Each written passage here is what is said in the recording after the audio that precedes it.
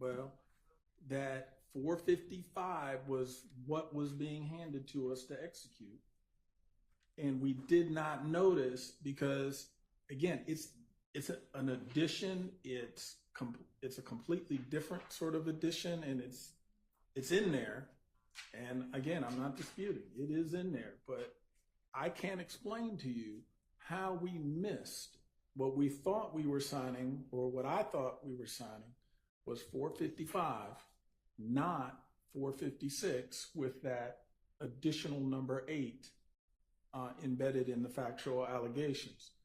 And I don't have an acceptable explanation as to how we missed it.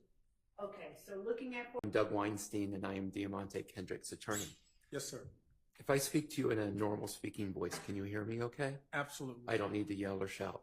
You do not. Okay. It becomes 456 Yankee. That is moved to being now number 9. The lines in question were in fact removed, but a new number 8 is inserted, and the new number 8 is what I said we missed. We didn't see that because it had not been part of the prior version. So, but you can sort of see by comparing the two that what happened was it got kicked down to 9. A new number 8 was put in, but number 9 does in fact remove the line at issue in the old number 8. If that wasn't confusing. Acknowledgement in the manner that I've just read, in any of the iterations prior, leading up to the 28th, you communicated with the state and asked them that it be changed. True? Yes. They did not change it. True? No, they did not. Mr. Sledge still initialed that, correct? Correct. And that's an example of sometimes, as other counsel has asked, you try to get everything you want in a negotiation. Some things you may have to live with. And ultimately, this was an item where someone could try to argue whether two things are true at the same time. That is this just a boy-girl and another boy issue, or is it a YSL issue? But a decision was ultimately made that if it wasn't getting changed, we either had to live with it or stop the process. And ultimately, that stayed. But the reason that you wanted it changed, Hold on. when you spoke to the state, you told them that that information was not accurate. True? True.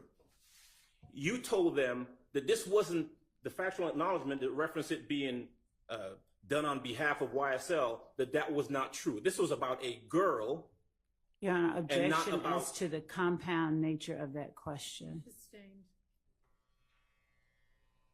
You told them that that incident was not about a gang-related incident. True? True. You told them that it was about a dispute over a girl. True? True.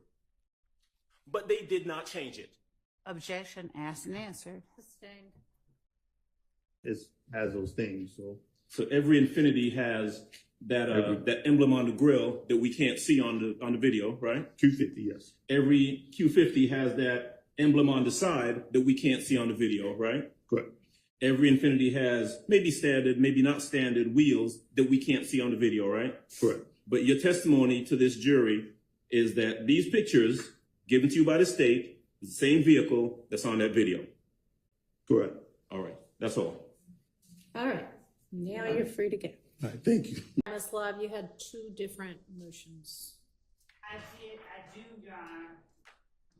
And one of them relates to the comments by Mr. Weinstein during his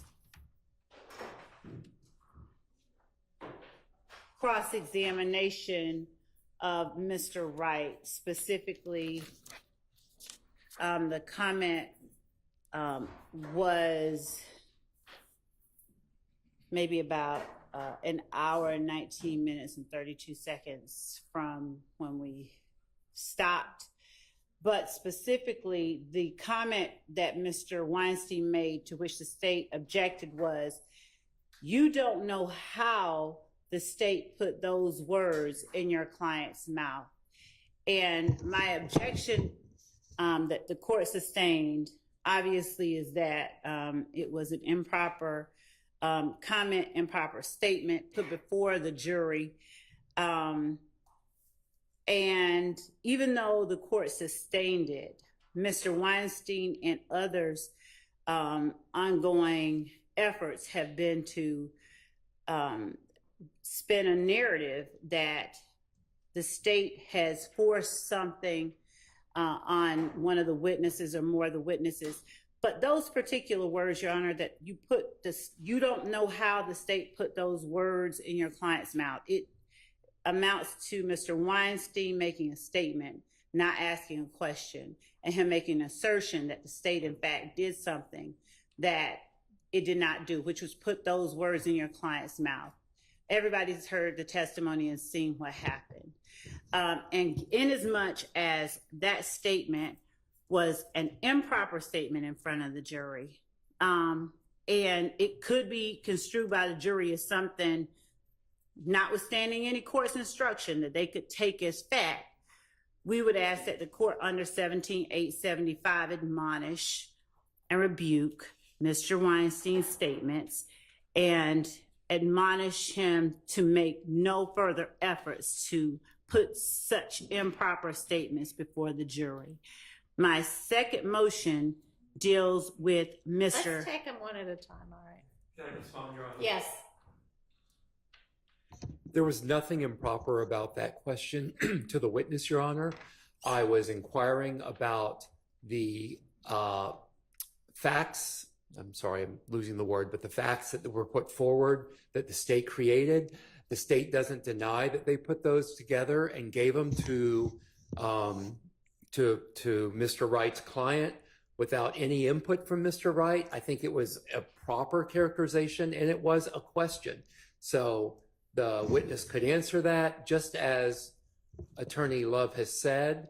All the evidence is out there. It's all before the jury. The jury can draw what they want from that evidence. So there was nothing improper about that. All right. And I actually, well, that's all I'll say. So I think it was a mischaracterization. It was in the form of a question, but I believe it was a mischaracterization, because if we had been talking about the final version that Mr. Sledge adopted, that might have been a fair statement to say, you know, they were put in his mouth, but these were not things that he ultimately adopted, so the state wasn't putting those words in his mouth. So I think it was a mischaracterization.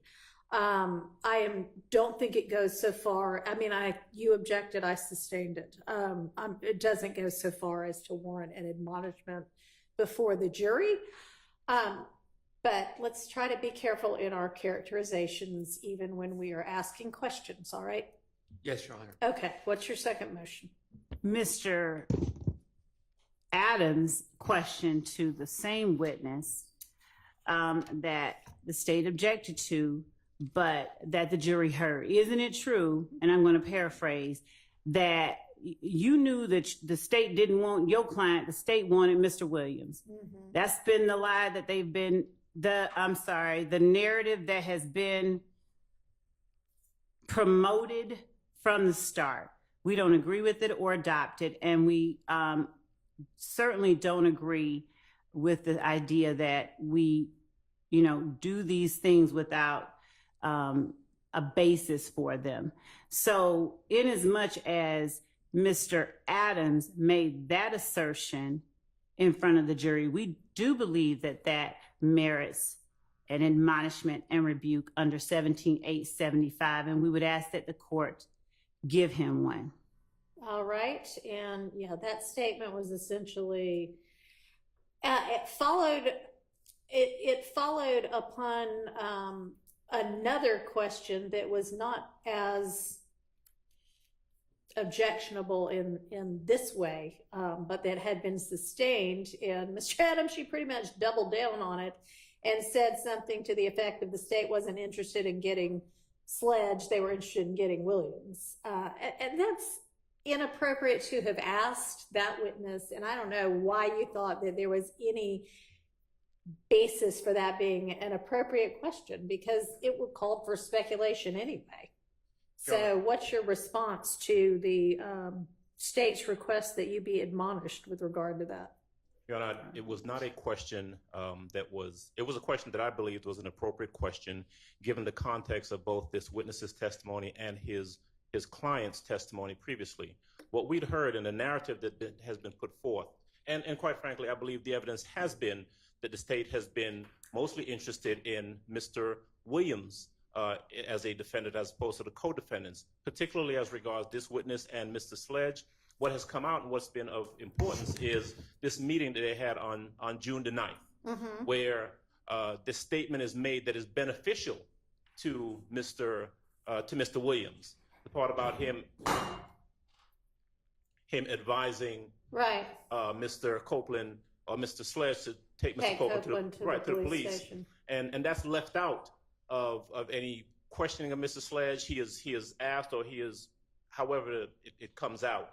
There's no discussion about that. We're not going to ask you about that, whatever portion of it you choose to believe.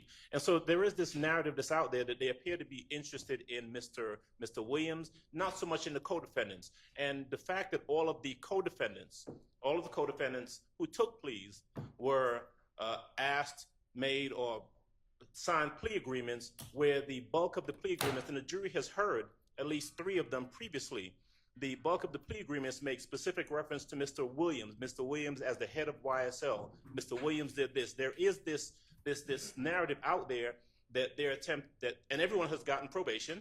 All of the people that the jury has heard from has gotten probation after they were denied bond, and the state took a harsh position that they didn't need to be out on the street. But the minute they entered pleas, they implicated Mr. Williams in some form or fashion in their plea agreements, then they were released. And so that narrative is out there, and I think that was an appropriate question to ask of this witness who has some knowledge of that. How does this witness have any knowledge of the state's desires about who they most want to get with regard to the 19 or so defendants that are indicted in this case? Because he is a defense attorney representing one of the co-defendants who assisted in entering into a plea agreement. He is familiar with the discovery. He made a statement in part of his testimony previously that he knew what the case was about. And he started going down the road of talking about Mr. Williams before there was an objection made, and the objection was sustained.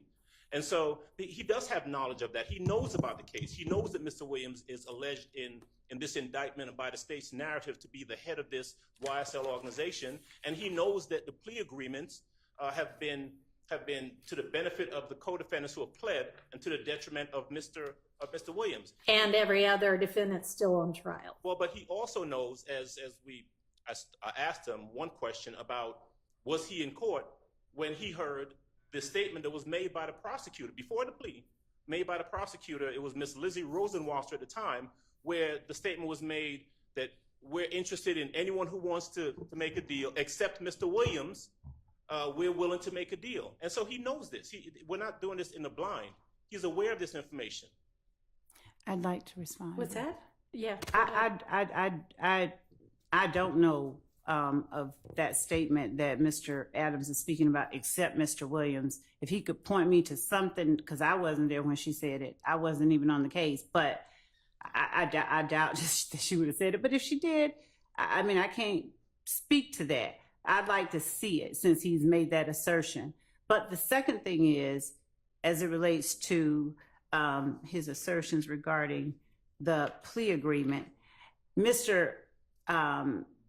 Sledge, I believe, or either Mr. Wright or Mr. Sledge were cross-examined specifically on whether or not the state asked Mr. Sledge any questions about Defendant Williams.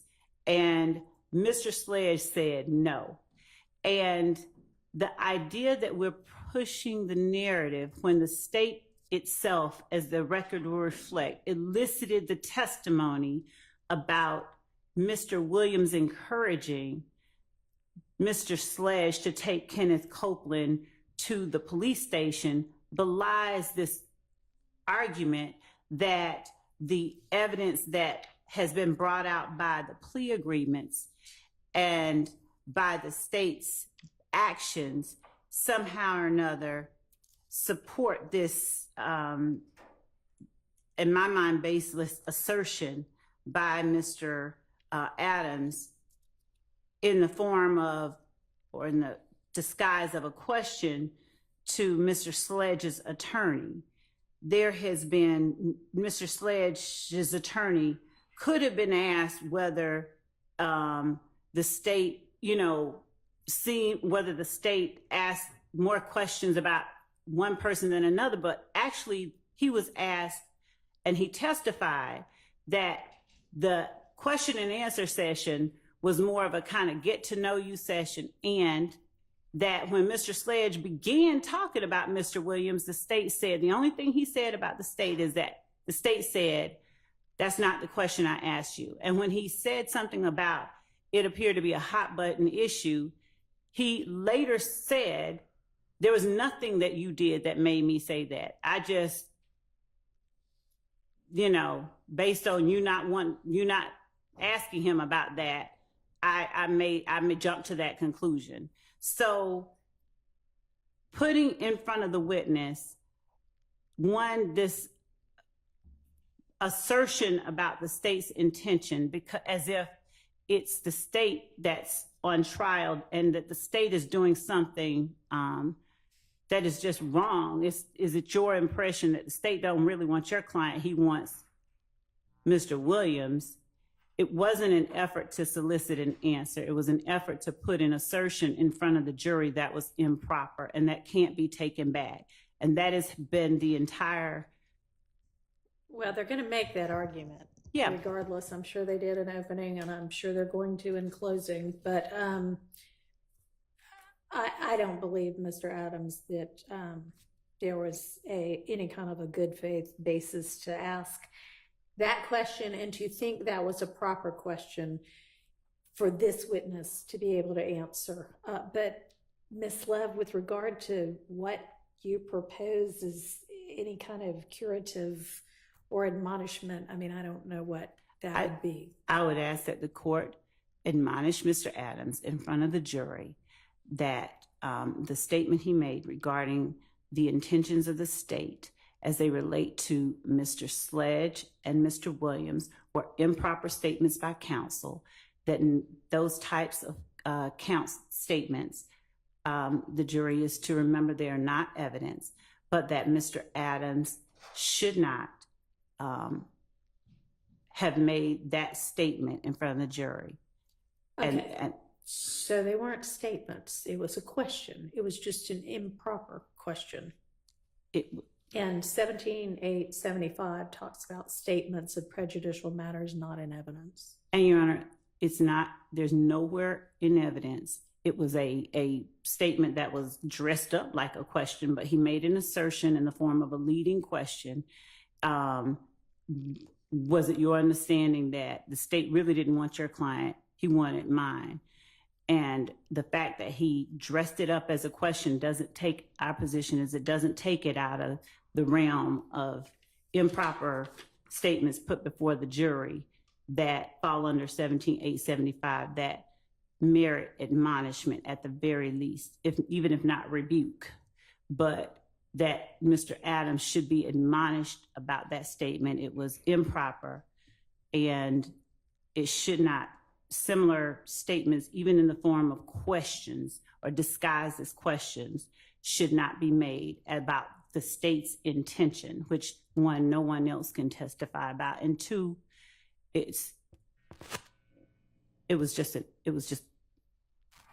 wrong to put before the jury, pretending it was a question to this witness. Your Honor, if I may respond briefly. Go ahead.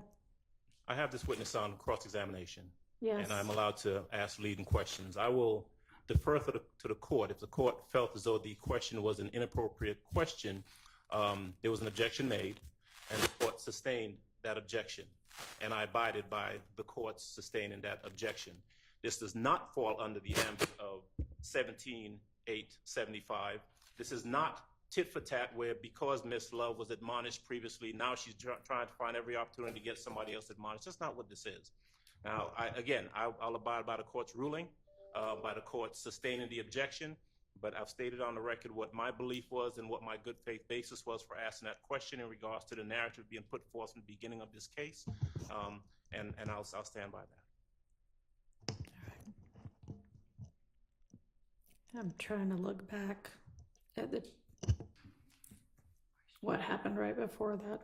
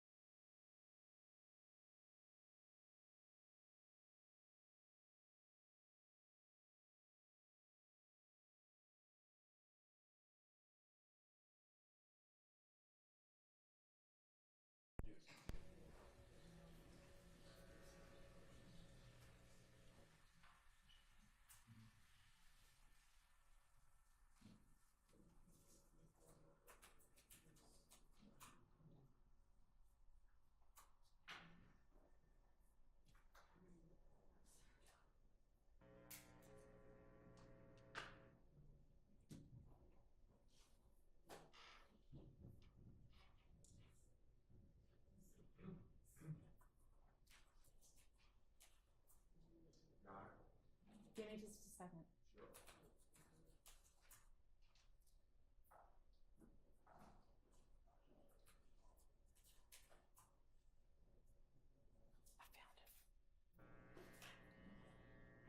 It's like page 112.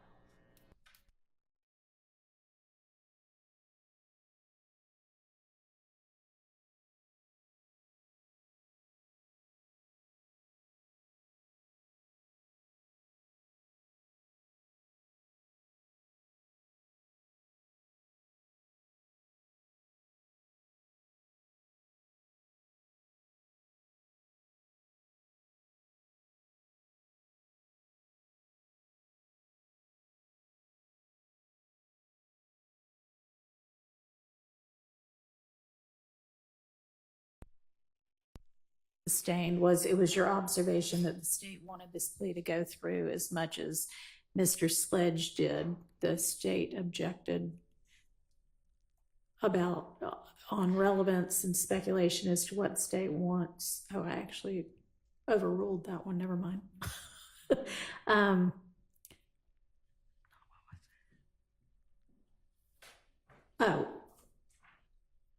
I made it a different kind of ruling, and I said re-ask your question.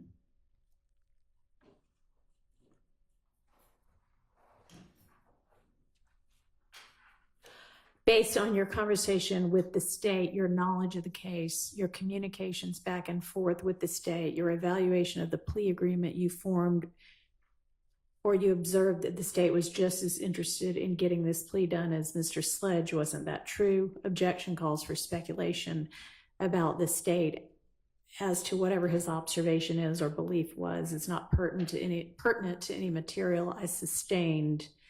And then you followed that up with, was it your observation that the state wasn't really concerned with Mr. Sledge? I think it was with getting Mr. Sledge, but with getting Mr. Williams, which would also have been asking for what the state wanted or didn't want, which I had just sustained, but asking in an even more pointed way. So it was inappropriate for you to ask that question.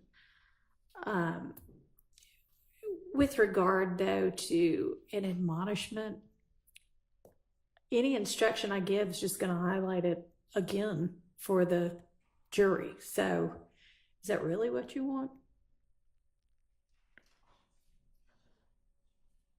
Why don't I just admonish Mr. Adams privately not to pull anything like that again, or you will get admonished in front of the jury?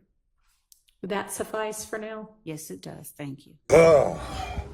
YSL day 126, man, and it is beaming in California right now, man. I'm halfway through my workout and shit. But yeah, so I just, got a refresher on pretty much everything y'all seen with everything that I got. And let's talk about it for a quick minute. So the judge of the case is definitely, I know she fed up at this point. She like, what the f did I get myself into? You know what I'm saying? But this is what you signed up for. Glanville at home eating popcorn. He like, I'm glad I did. So today they just going tit for tat, bro. Basically, Mook Tunk's lawyer is getting, I guess, grilled and roasted, or was getting grilled and roasted about how he overlooked some information, you know what I mean, before Mook Tunk signed it. And he basically said, yo, I forgot it. What more can I say? What more do you want me to say? He forgot it. When it comes to like these, I guess he's not a government official, but they get a little bit more leniency. You know what I'm saying? The suspects, I mean, if they forget anything or if they mess up or say the wrong thing, it can and will be used against you in a court of law. You see what I'm saying? But we know they get the lawyers and the officials get a certain level of immunity, unspoken immunity. You know what I mean? Grace, I should say grace, not immunity, grace. We seen what immunity get with fucking Woody. So then another interesting thing that happened, you seen what's my guy name, man? Yak Got It lawyer.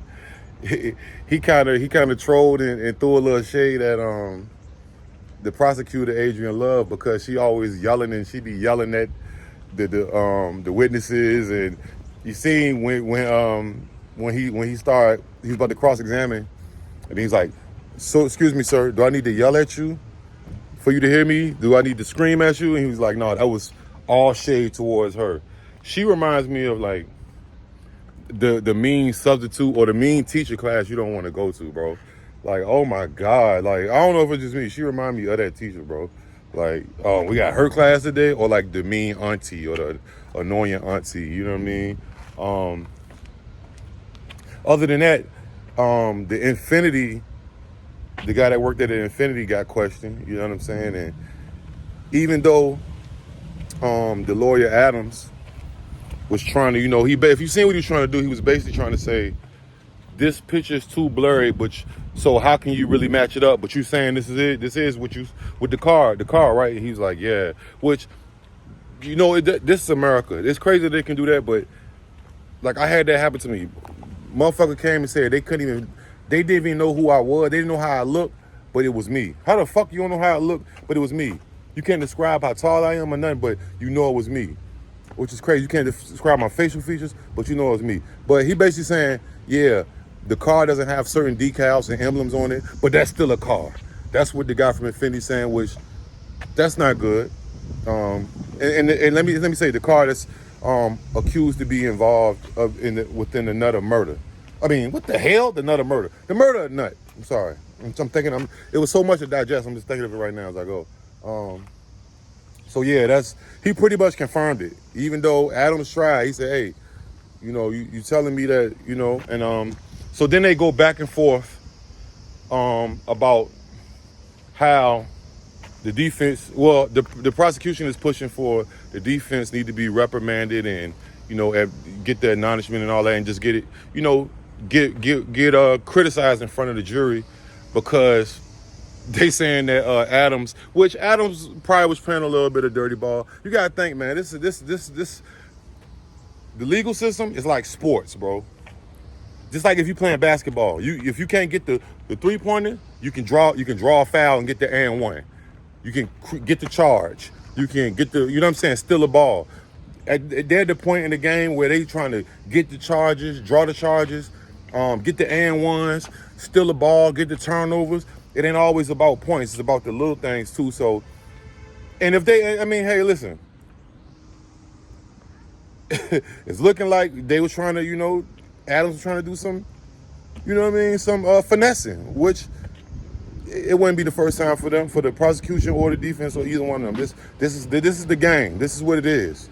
You know what I mean? I personally think the prosecution has did a lot more finessing, but if you've been watching the case, you definitely know. So yeah, the judge pretty much ruled in the favor of the prosecution. Like, yeah, that wasn't right for you to even ask that question, Adams. Like, what was your whole? Which, hey, I see you, Adams. You know what I'm saying? I see you trying to do what's best for your client, man. But day 126 down, man. I'm about to get back to this workout. You dig? Right here in the mountains. You see the mountains? In the mountains, boy. I'm not going to the top of that motherfucker. I don't even think I will make it to the top. That shit probably like 7 miles up there, bitch. No, it's probably not 7 miles, but yeah, I'm about to be on land, man. Y'all let me know what y'all think, man. Like, comment, subscribe, notification bell. Day 126 down. Go.